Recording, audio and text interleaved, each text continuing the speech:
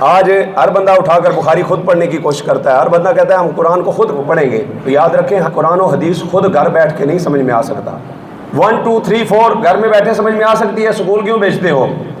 الف ب پ ت ٹ سمجھ میں آ سکتا ہے تو پھر اسکول کیوں بھیجتے ہو؟ چلو مانا ابتدا سے بچے کو پڑھنا نہیں آتا تھا، والدین پڑھا نہیں سکتے تھے، 5ویں کلاس تک تو پڑھنا آ گیا ہوگا نا، تو اب گھر میں اس کی کتابیں دو، بٹھاؤ، بولو پڑھے۔ چلو میں یہاں تک بھی نہیں پڑھ سکا، میٹرک تک چلا گیا، اب کہو اسے کہ کالج جانے کی ضرورت نہیں ہے، اب گھر میں کتابیں لے کر بیٹھ جاؤ، بچہ نہیں پڑھ سکتا۔ یونیورسٹی لیول کا بھی بچہ ہو جائے تو تب بھی بچہ گھر میں کتاب رکھ کر نہیں سمجھ سکتا، اس کو سمجھانے والے کی ضرورت ہوتی ہے۔ جب تک بچہ چھوٹا تھا لکھنے کے لیے، قلم چلانے کے لیے کسی کی ضرورت تھی، پھر پڑھنا آ گیا تو سمجھانے کے لیے کسی کی ضرورت تھی۔ جو آگے بڑھتا گیا، گریڈ بڑھتے گئے، سمجھانے والے کا لیول بھی بڑھتا گیا، تو جب یونیورسٹی کالج کا بچہ اگر یونیورسٹی کالج کی کتابیں جو عام کتابیں ہیں، عام لوگوں نے لکھی ہوئی ہیں، وہ گھر میں بیٹھ کر سمجھ نہیں سکتا تو رب کا قرآن گھر میں بیٹھ کر کیسے سمجھ سکتا ہے؟ حدیثیں گھر میں بیٹھ کر کیسے وہ سمجھ سکتا ہے؟ اس لیے قرآن و حدیث گھر میں بیٹھ کر سمجھ میں نہیں آتا، اس کو سمجھنے کے لیے پھر رہنمائی کی ضرورت ہوتی ہے، علماء کے قرب کی ضرورت ہوتی ہے۔ اس لیے کہ قرآن مجید فرقان حمید کے اندر بھی بہت ساری چیزیں ایسی ہیں کہ جو پہلے جائز تھیں، بعد میں منسوخ ہو گئیں۔ یا ایھا الذین آمنوا لا تقربوا الصلاۃ وانتم سکارا، اللہ تعالیٰ فرماتا ہے اے ایمان والو نشے کی حالت میں نماز کے قریب نہ جاؤ۔ مطلب کیا ہے؟ نشہ کر سکتے ہو لیکن نشے کی حالت میں نماز کے قریب نہیں جانا۔ یہ ابتدائی اسلام کا واقعہ ہے، ابتدائی اسلام کا حکم ہے، اور یہ حکم شراب کی حرمت والی آیت سے منسوخ ہو گیا۔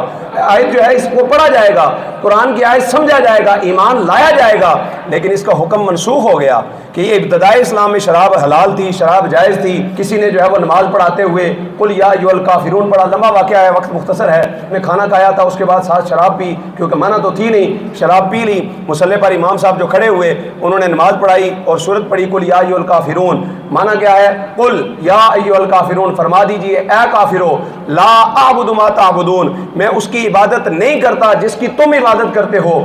انہوں نے نشے کی حالت میں لفظ لا چھوڑ دیا، لا اعبد ما تعبدون کی جگہ پڑھ دیا اعبد ما تعبدون، معنی کیا بنا؟ میں اس کی عبادت کرتا ہوں جس کی تم عبادت کرتے ہو۔ اللہ نے فوری طور پر حکم نازل کر دیا اے ایمان والو نشے کی حالت میں نماز کے قریب نہیں جانا۔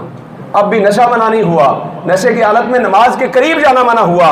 یہ قرآن مجید فرقان حمید ہے۔ آپ کو کہیے کہ جی بخاری میں حدیث موجود ہے تو قرآن میں یہ آیت بھی موجود ہے، لیکن دوسری آیت جب شراب کی حرمت کے بارے میں نازل ہوگی اب اس پر عمل نہیں کیا جائے گا، اب اس پر عمل کیا جائے گا۔ اگر قرآن مجید فرقان حمید کے اندر بالفرض 6666 آیات میں سے 1000 آیتیں ہوں جو شراب کی حلت کے بارے میں یعنی شراب کے حلال ہونے کے بارے میں ہوں، اور ایک آیت بعد میں آ جائے بھی شراب حرام ہو گئی ہے، تو ہم کون سی آیت کو مانیں گے؟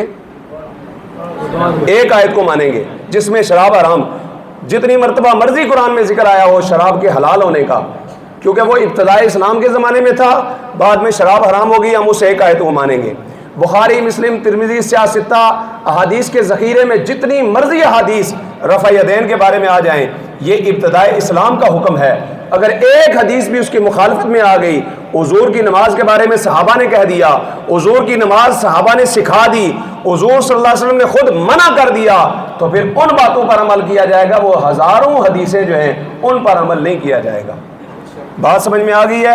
اگر کسی کے ذہن کے اندر مزید ڈاؤٹ ہو، حدیث دیکھنی ہو، انشاءاللہ حدیث دکھائی جائے گی۔ ہمارے نوجوان بھائی ہیں، اگر بالفرض کوئی رفع یدین کرنا شروع ہو گیا ہے، ان سے نفرت نہ کریں، ہاں ان کو اپنے سے دور نہ بھگائیں، ان کو قریب لے کے آئیں، ان کو ہمارے پاس لے کے آئیں۔ ہم انشاءاللہ پیار محبت سے ان کو قرآن و حدیث کی روشنی میں سمجھائیں گے کہ یہ احکامات ہیں، تاکہ ان کی رہنمائی ہو سکے اور وہ رائے راست پر آ سکیں۔ ظاہر ہے دین کے شوق میں ہی کرتے ہیں نا جو بھی کرتے ہیں، دین سیکھنے کا شوق، لیکن اگرچہ غلط ڈگر پر چڑھ گئے، غلط رستہ ان کو مل گیا، غلط گائیڈ مل گیا، جس وجہ سے وہ غلط رستے پر آ جاتے ہیں۔